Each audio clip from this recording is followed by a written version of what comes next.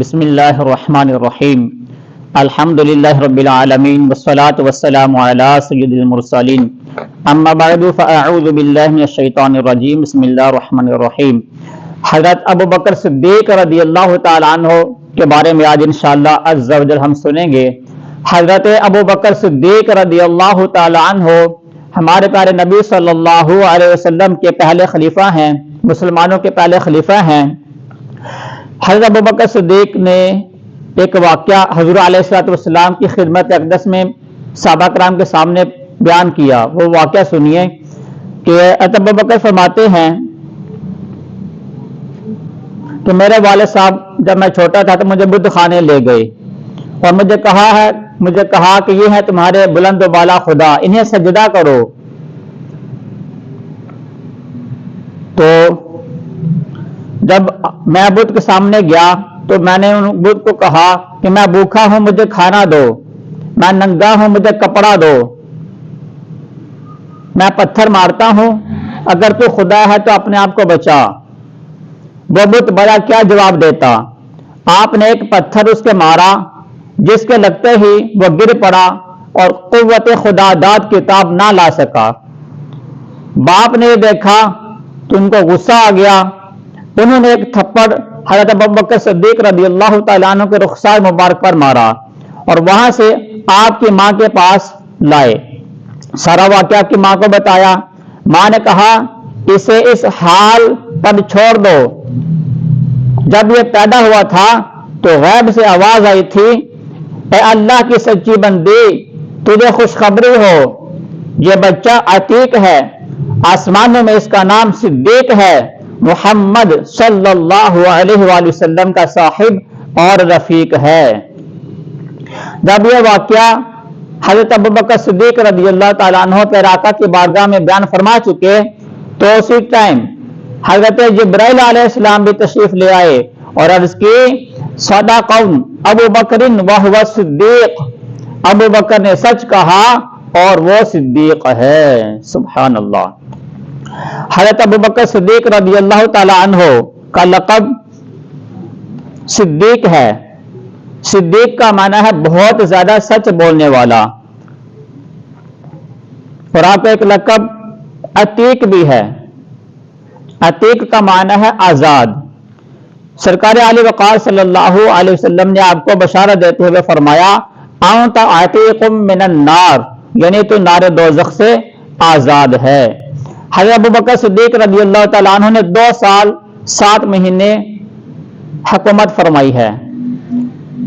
2 سال 7 ماہ مسند خلافت پر رونق افروز ہو رہ کر 22 جمادی الاخری 13 ہجری پیر شریف کا دن گزار کر حضرت ابو بکر صدیق رضی اللہ تعالیٰ عنہ نے وفات پائی۔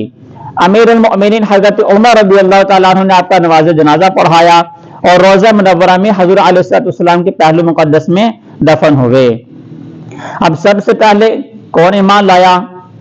تو سب سے پہلے حضرت ابو بکر صدیق رضی اللہ تعالیٰ عنہ مسلمان ہوئے، مگر بعض حضرات نے یہ بھی فرمایا کہ سب سے پہلے حضرت علی مسلمان ہوئے تھے، اور بعض نے یہ بھی کہا کہ حضرت خدیجہ رضی اللہ تعالیٰ عنہ سب سے پہلے مسلمان ہوئی تھی۔ ان اقوال میں حضرت امام علی مقام، امام الائمہ، سراج الامہ، حضرت امام اعظم ابو حنیفہ رضی اللہ تعالیٰ عنہ نے یوں موافقت دی ہے کہ مردوں میں سب سے پہلے حضرت ابو بکر صدیق مسلمان ہوئے، اور عورتوں میں حضرت ام المؤمنین حضرت خدیجہ رضی اللہ تعالی عنہ مسلمان ہوئی، اور بچوں میں حضرت علی رضی اللہ تعالی عنہ سب سے پہلے مسلمان ہوئے۔ اور سب سے افضل کون ہے؟ ہم الحمدللہ اہل سنت و جماعت ہیں، یا رسول اللہ کہنے والے ہیں، بزرگوں کے ماننے والے ہیں۔ ہم اہل سنت و جماعت کا اس پر اجماع ہے کہ انبیاء یعنی انبیاء و مرسلین انس و ملک کے بعد تمام عالم سے افضل حضرت ابو بکر صدیق رضی اللہ تعالی عنہ ہیں۔ انبیاء کرام کے بعد اور جو فرشتوں میں انبیاء و رسول ہیں ان کے بعد حضرت ابو بکر صدیق سب سے افضل ہیں مخلوق میں، پھر ان کے بعد حضرت عمر، پھر ان کے بعد حضرت عثمان، پھر ان کے بعد حضرت علی رضی اللہ تعالیٰ عنہ کی فضیلت ہے۔ حضرت علی خود فرماتے ہیں کہ جو مجھے حضرت ابوبکر اور حضرت عمر سے افضل کہے گا تو میں اس کو مفتری کی یعنی الزام لگانے والے کو دی جانے والی سزا دوں گا۔ بیان ہو کس زبان سے مرتبہ صدیق اکبر کا، ہے یار غار و یار محبوب خدا صدیق اکبر کا۔ یا الہی رحم فرما خادم صدیق اکبر ہو، تیری رحمت کے صدقے واسطہ صدیق اکبر کا۔ حضرت ابو ہریرہ رضی اللہ تعالیٰ عنہ سے روایت کے پیارے آقا صلی اللہ علیہ وسلم کا فرمان ہے، مجھے کبھی کسی کے مال نے وہ فائدہ نہ دیا جو فائدہ ابو بکر کے مال نے دیا۔ بارگاہ نبوت سے یہ بشارت سن کر حضرت ابو بکر صدیق رو پڑے اور عرض کی، یا رسول اللہ صلی اللہ علیہ وسلم، میرے اور میرے مال کے مالک آپ ہی تو ہیں۔ سبحان اللہ۔ حضرت ابو بکر صدیق رضی اللہ تعالیٰ عنہ کو خطیب الاسلام بھی کہا جاتا ہے کہ سب سے پہلے آپ خطیب۔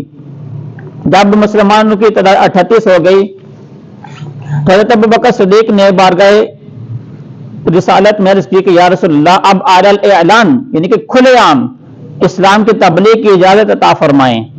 پیارے آقا نے منع فرمایا، مگر جب حضرت ابو بکر صدیق نے زیادہ اصرار کیا تو حضور علیہ السلام نے اجازت عطا فرما دی۔ پھر حضرت ابو بکر صدیق رضی اللہ تعالیٰ عنہ مسجد الحرام شریف میں تشریف لے گئے، وہاں پر انہوں نے اسلام کی دعوت دی۔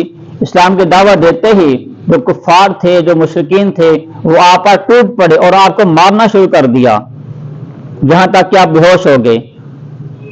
یہ دیکھیں، دین کی خاطر اتنی تکلیفیں برداشت کرنی پڑتی ہیں۔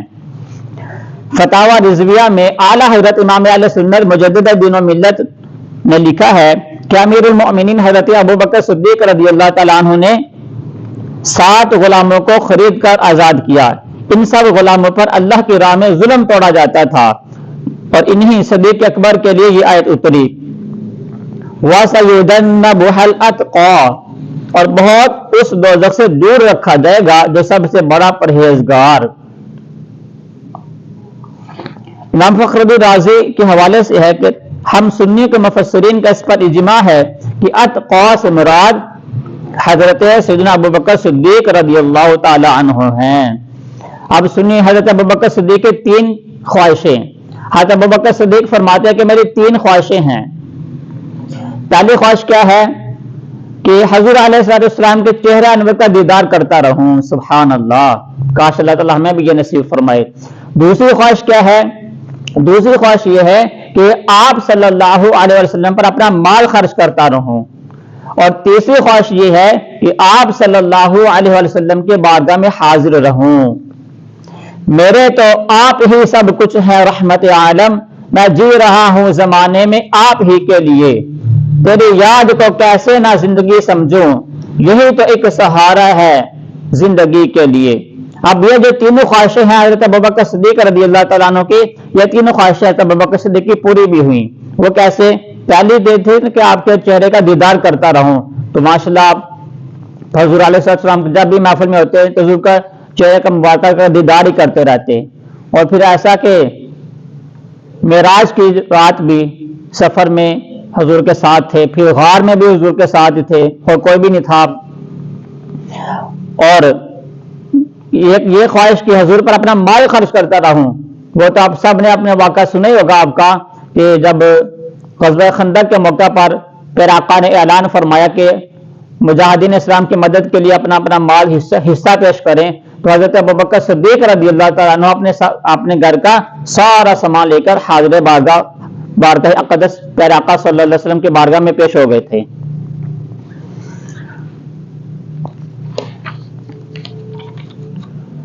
سبحان اللہ۔ تو بیٹا پوچھا پیارے آقا نے کہ اپنے گھر والوں کے لیے کیا چھوڑ کر آئے ہو؟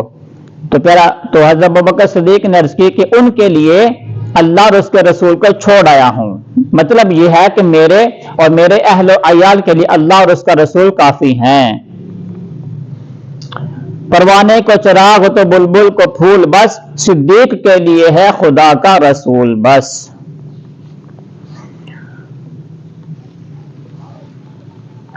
جب آپ کا وقت وصال قریب آیا تو آپ نے یہ نصیحت کی تھی کہ میری جنازے کو پیارے آقا کے بارگاہ میں پیش کر دیا جائے، اور اجازت طلب کی جائے کہ یا رسول اللہ آپ کا غلام آپ کے قدموں میں لیٹنا چاہتا ہے، تو صحابہ کرام نے آپ کی اس وصیت پر عمل کیا اور پھر حضرت ابوبکر صدیق کی میت کو پھر آقا صلی اللہ علیہ وسلم کے روضہ اقدس کے باہر رکھ دیا اور آواز دی کہ یا رسول اللہ صلی اللہ علیہ وسلم آپ کا غلام کا میت حاضر ہے، اندر آنے کی اجازت طلب کرتے ہیں۔ تو یہ اجازت طلب کی تو دروازہ مبارک کھل گیا، اس کا اشارہ ہوا کہ ان کو ادھر دفن کر دیا جائے۔ تو اس سے کیا پتہ چلا کہ صحابہ کرام کا بھی عقیدہ ہے کہ حضور علیہ السلام اپنی قبر منور میں زندہ ہیں، اور ہم اہل سنت کا بھی یہی عقیدہ ہے کہ حضور علیہ السلام اپنی قبر منور میں زندہ ہیں اور اپنے غلاموں کو پہچانتے بھی ہیں۔ اسی طرح حضرت عبداللہ بن عباس سے روایت کر رسول اللہ صلی اللہ علیہ وسلم اور حضور علیہ السلام کے صحابہ ایک تالاب میں تشریف لے گئے۔ حضور نے ارشاد فرمایا کہ ہر شخص اپنے دوست کے ساتھ تیرے، سب نے ایسا ہی کیا یہاں تک کہ صرف رسول اللہ صلی اللہ علیہ وسلم اور حضرت ابوبکر صدیق رضی اللہ تعالی عنہ باقی رہے۔ رسول اللہ صلی اللہ علیہ وسلم حضرت ابوبکر صدیق کی طرف تیر کر تشریف لے گئے اور انہیں گلے لگا کر فرمایا میں کسی کو خلیل بناتا تو ابوبکر کو بناتا، لیکن وہ میرا دوست ہے۔ سبحان اللہ۔ میرے آقا اعلی حضرت امام اہل سنت مولانا شاہ امام احمد رضا فتاوی رضویہ شریف میں فرماتے ہیں، اولیاء کرام فرماتے ہیں کہ پوری کائنات میں مصطفیٰ صلی اللہ علیہ وسلم جیسا نہ کوئی پیر ہے اور نہ ابوبکر صدیق جیسا کوئی مرید ہے۔ عقل ہے تیری سپر، عشق ہے شمشیر تیری، میرے درویش خلافت ہے جہانگیر تیری، ما سوا اللہ کے لیے آگ ہے تکبیر تیری، تو مسلمان ہو تو تقدیر ہے تدبیر تیری، کہ محمد سے وفا تو نے تو ہم تیرے ہیں، یہ جہاں چیز ہے کیا لوح و قلم تیرے ہیں۔ حضرت ابوبکر صدیق رضی اللہ تعالیٰ عنہ نے پھر آقا صلی اللہ علیہ وسلم کی ظاہر حیات مبارکہ میں 17 نمازیں پڑھائی ہیں۔ سبحان اللہ۔ جب پھر آقا صلی اللہ علیہ وسلم کے پاس بخار تشریف لیا، پھر آقا کو بخار تھا، طبیعت ناساز تھی، تو حضور علیہ السلام نے حضرت عائشہ کو حکم فرمایا کہ ابو بکر کو کہو کہ نماز پڑھائیں۔ تو حضرت عائشہ صدیقہ رضی اللہ تعالیٰ عنہ عرض کرتے ہیں کہ یا رسول اللہ میرے والد صاحب بہت نرم دل ہے، وہ آپ کی موجودگی کو برداشت نہیں کر سکیں گے، وہ نماز نہیں پڑھا سکیں گے، تو آپ حضرت عمر رضی اللہ تعالیٰ عنہ کو حکم دے کہ وہ نماز پڑھائیں۔ حضور علیہ السلام نے فرمایا کہ نہیں، ابو بکر کو حکم دو کہ نماز پڑھائیں، تو پھر حضرت ابوبکر صدیق رضی اللہ تعالیٰ عنہ نے نماز پڑھائی۔ تو یہ اس سے یہ بھی پتہ چلا، ایک اشارہ مل گیا کہ حضور علیہ السلام کے بعد مسلمانوں کے خلیفہ حضرت ابو بکر ہوں گے۔ تو آج کل کچھ جو شیعہ لوگ ہیں بدبخت، اللہ تعالیٰ ان کے شر سے ہمارے مسلمانوں کو محفوظ فرمائے۔ آج کل ہمارے سنی مسلمان بھی ایسے بولے بالے ہیں کہ شیعوں کے مجلس میں جاتے ہیں، شیعوں کے مجلس میں جا کے ان کے بیانات سنتے ہیں۔ شیعوں کے بیانات سننا حرام ہے، حرام ہے، حرام ہے، نہیں سننے شیعوں کے بیانات، نہیں تو شیعوں کے عقیدے آہستہ آہستہ تمہارے اندر بھی چلے جائیں گے۔